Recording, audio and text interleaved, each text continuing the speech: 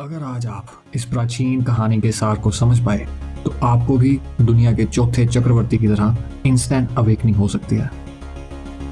हमारी हिस्ट्री में बहुत से लोग ऐसे हुए जिनको एक पल में ही ऐसी इंसाइट फील हुई कि फिर उन्होंने पीछे मुड़ के नहीं देखा और एक ऐसे आनंद को वो प्राप्त हो गए जिसका वर्णन शब्दों में नहीं किया जा सकता।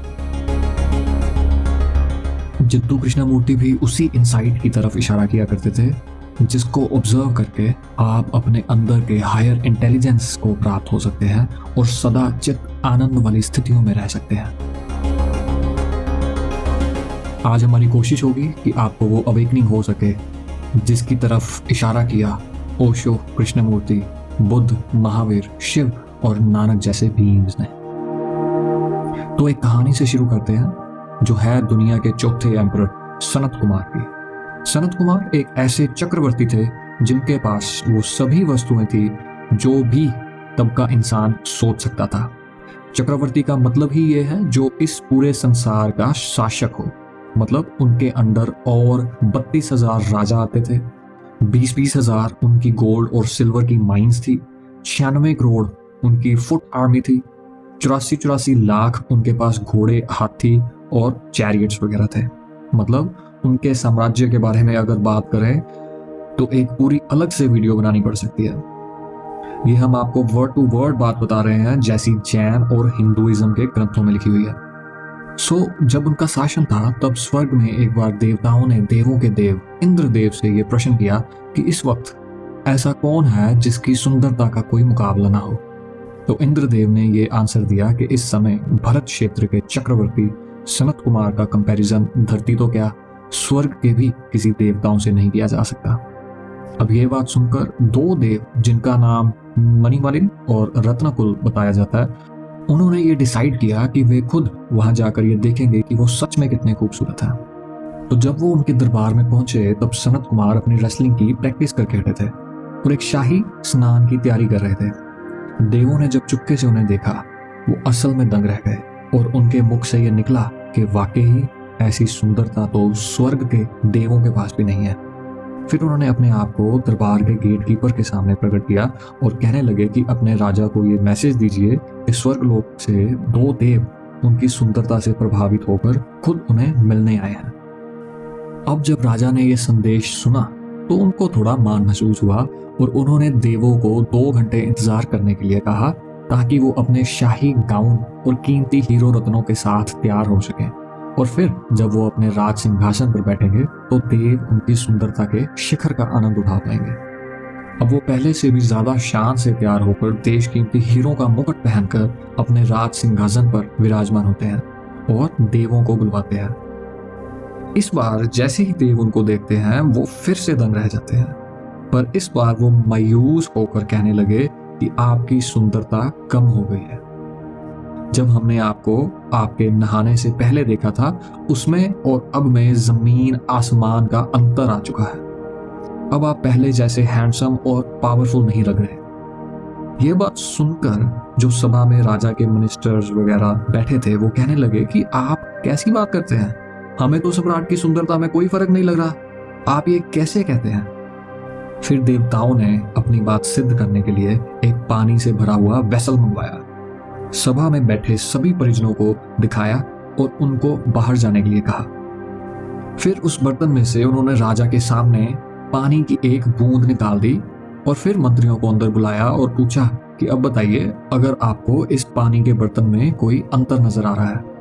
तो ऑब्वियसली उनको तो कोई चेंज नहीं लगा।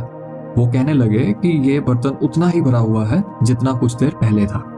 तभी देव कहने लगे, राजन, जिस तरह इनको पानी की बूंद निकली हुई नहीं दिखी उसी तरह इनको ये भी नहीं दिख रहा कि कैसे आपकी सुंदरता हर दिन हर पल कम होती जा रही है, क्योंकि ये शरीर भी नाशवंत है और हर गुजरते पल के साथ ये मृत्यु के और करीब आता जा रहा है। ये बात सुनते ही उनका सारा मान, सारी एरोगेंस और प्राइड चूर चूर हो गई और उनको सडन अवेकनिंग हुई जिससे उनके मन में ऐसी क्रांति घटी कि उन्होंने तुरंत ही उस गद्दी से उठकर अपने पुत्र देव कुमार को तख्त का राजा घोषित किया उसी पल वो सब कुछ छोड़कर महल से बाहर निकल गए और सीधा जैन मुनि, जिनका नाम त्रिकुप्ति बताया जाता है, उनकी शरण में जाकर दीक्षा प्राप्त की। अब आप सोच के देखिए कि उनको इस बात की रियलाइजेशन एक पल में ही हो गई कि ये सब कुछ जो हम इस दुनिया में देखते हैं सभी कुछ नाशवंत है। तो फिर हम किस बात के नशे में इतना मान करते हैं? क्यों हम इस बॉडी को इतना श्रृंगारने में लगे रहते हैं जिसका मालूम है कि ये कुछ ही समय के लिए हमें रेंट पे मिली हुई है? क्यों हम अपने समय का एक बड़ा हिस्सा अपने बालों को, अपनी स्किन को, अपने शरीर को संवारने में लगा देते हैं?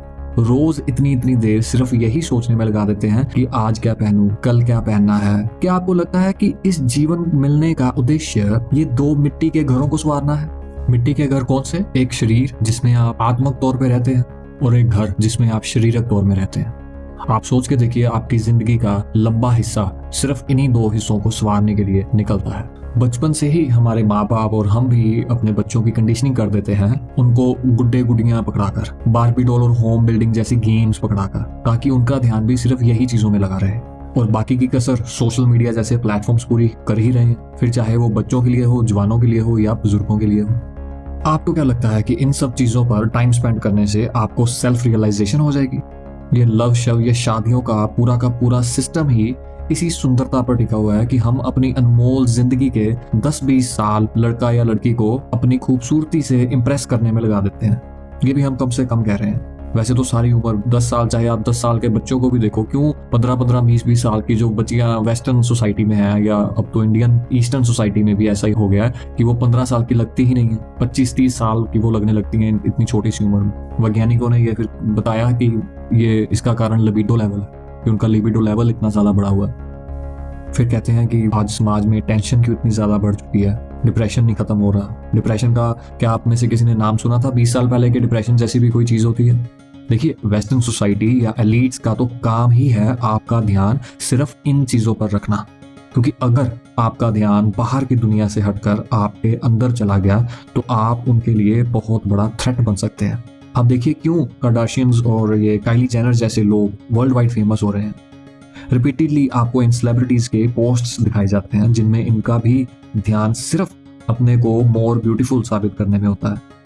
हम कुछ ही समय पहले पढ़ते थे कि कैसे ये पापाराजी पिछले कुछ 10-20 सालों में ही मिलियंस ऑफ डॉलर्स का एम्पायर खड़ा करने में सक्सेसफुल हुए।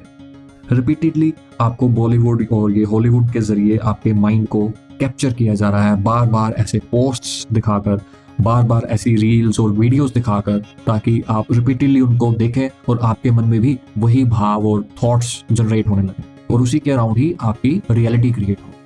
फिर प्लास्टिक सर्जरीज का ट्रेंड इस हद तक बढ़ चुका है कि कोरिया में कंपनीज अपनी जॉब सिर्फ उन्हीं लोगों को देती हैं जिनके फेशियल फीचर्स और बॉडी फिगर्स उन्होंने अपने जॉब लेटर्स में मेंशन किए हैं। मतलब चाहे आपकी क्वालिफिकेशन कितनी ही हाई क्यों ना हो, बट फेशियल फीचर्स और बॉडी फीचर्स जो उन्होंने अपनी जॉब लेटर में मेंशन किए हैं, अगर आप उनसे मैच नहीं कर रहे तो आपको वहां जॉब नहीं मिलती। इसलिए वहां का अनएम्प्लॉयमेंट रेट भी काफी हाई हो चुका है। सो दोस्तों, अब इतनी सारी चीजें वर्ल्ड लेवल पर फिलहाल तो सेट नहीं हो सकती जब तक कलयुग है, पर हम एटलीस्ट अपनी कॉन्शियसनेस के मास्टर खुद बने, बाहर की कोई चीज से इन्फ्लुएंस ना हो, बल्कि अपनी बुद्धि का उपयोग कर अपने एक्सपीरियंसेस का यूज करते हुए इस बात को समझें कि वो क्या चीज है जो परमानेंट है। हम सभी में वही सिर्फ एक एलिमेंट ऐसा है जो इटर्नल है, जो ना कभी जन्मा और ना कभी मरेगा। जो चीजें मरेगी, यानी जिन चीजों का एक फिक्स्ड टाइम पीरियड है, वो सभी कुछ झूठ है, एक इल्यूजन है। वो एक ऐसा इल्यूजन आपके अराउंड क्रिएट करती हैं कि वो आपको रियल लगता है। और ऐसे ही इल्यूजन्स को लेकर बहुत सारी ऑर्गेनाइजेशंस, जिनमें CIA और FBI जैसे नाम शामिल है, उन्होंने 1920-30 से पिछले 100 सालों से लेकर बहुत सारे ह्यूमन एक्सपेरिमेंट्स करे, जिनमें वो लोग पता लगाते थे कि कैसे इंसान की कंडीशनिंग की जा सकती है जिससे उसको लगे कि वो फ्री है, पर बैक ऑफ द माइंड ऐसे बिलीफ सिस्टम्स इम्प्लांट कर दिए जाते हैं कि आपको ये कभी फील ही नहीं होता कि आप अपने ही बनाए हुए प्रिजन में एक सारा बर्थ निकाल देते हैं, एक सारी जिंदगी वेस्ट कर देते हैं। देखिए, ये बातें मेन स्ट्रीम में करना तो गहन है, इसीलिए आपका बचपन में या इससे पहले इन बातों पर ध्यान ही नहीं गया। ये तो अब हम देखते हैं कि अब तो पूरी दुनिया में बहुत सारे लोग इंटरनेट और यूट्यूब के माध्यम से एलीट्स के प्लान्स के बारे में ओपनली बात कर रहे हैं कि कैसे वो इंसानी सभ्यता को कंट्रोल करना चाहते हैं। इसके ऊपर भी अगर आप डिटेल में वीडियो चाहते हैं तो आप यूट्यूब सर्च कर सकते हैं, बहुत सारी वीडियोस आपको मिल जाएंगी। नहीं तो नीचे कमेंट या ईमेल करके हमें बताइए, हम प्रयास करेंगे आपको सरल शब्दों में बताने की। तो all in all world level में तो बहुत कुछ चल ही रहा है, पर आप अपनी कॉन्शियसनेस और नॉलेज को कितना एक्सपैंड कर पा रहे हैं ये पूर्ण तौर से आपके हाथ में ही है। अपने समय की महत्ता को समझिए और इन फालतू की चीजों से अपना ध्यान हटाकर अपनी अवेयरनेस, अपनी अटेंशन स्पैन की तरफ लगाइए। खुद से ये देखें कि अभी भी आपको क्या चीज बांधे हुए है। जो भी फाउंडेशन आपको नजर आती है वो ऐसा क्लियर भाषा में समझ लीजिए कि वो आपका इल्यूजन है। वो कैसे इल्यूजन है? क्योंकि आप अपने आप को उस चीज का हिस्सा समझ रहे हैं। आप अपने आप को किसी ना किसी चीज से आइडेंटिफाई कर रहे हैं। देखिए, यहाँ पर अगर आपको इस बात का स्मरण हो जाए कि चक्रवर्ती सनत कुमार ने किन किन चीजों को रिनाउंस किया, रिनाउंस यानी त्यागा, तो हम सब अपने आप को बहुत ही छोटा महसूस करेंगे। ये बताया जाता है कि उनकी 64,000 रानियां थी, 72,000 सिटीज, टाउन्स और विलेजेस का उनके पास कंप्लीट कंट्रोल था। 20,000 गोल्ड और सिल्वर की माइंस का भी हमने आपको स्टार्टिंग में बताया। 9 निधियां यानी 9 टाइप्स ऑफ ग्रेट ट्रेजर्स जो पूरी दुनिया में एक ही इंसान के पास हो सकती हैं। ये सब कुछ होने के बावजूद उनको जब इस शरीर और आत्मा के भेद का बोध हुआ तो उनको अपने जीवन काल में किए हुए सभी कर्म दिखे और तुरंत ही उन्होंने सारा कुछ त्याग दिया जिसको एक दिन वैसे भी त्यागना ही था। अब यही माया है कि क्या आप इस बॉडी में रहते हुए सब कुछ त्याग सकते हैं? अगर नहीं तो सफरिंग इनएविटेबल है। यही मैट्रिक्स है जो बॉडी टू बॉडी आपके साथ रहेगी। इससे आगे चक्रवर्ती की कहानी का एक और पार्ट भी है जो इससे भी ज्यादा इंटरेस्टिंग और शॉकिंग है, जिसके वीडियो हम इस चैनल पर जल्द ही अपलोड करेंगे। मिस ना हो जाए उसके लिए आपको पता ही है आपको क्या करना है। तो उससे पहले इस चीज पर खुद से कुछ घंटे ध्यान लगाइए कि क्या सोल या स्पिरिट नाम की कोई चीज एग्जिस्ट करती है। अगर आपका जवाब हाँ में है तो आप अपना समय किस तरफ लगा रहे हैं?